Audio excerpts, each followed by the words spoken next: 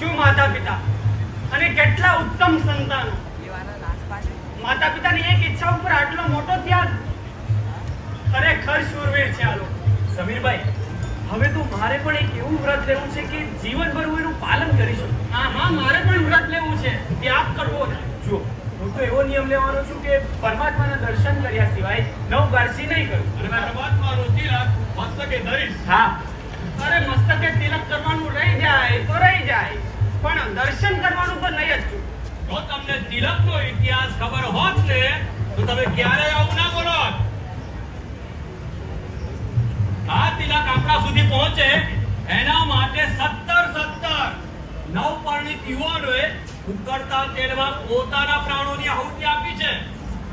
આ માત્ર એક તિલક નથી, પરમાત્માને આપેલું વચન છે કે હે પરમાત્મા, તમારી આજ્ઞા મસ્તકે છેડાવું છું. એટલે સમજીતભાઈ, આપણી ત્રીજી અને અંતિમ વાત આ તિલક ઉપર છે. હા, તિલક માટેનું બલિદાન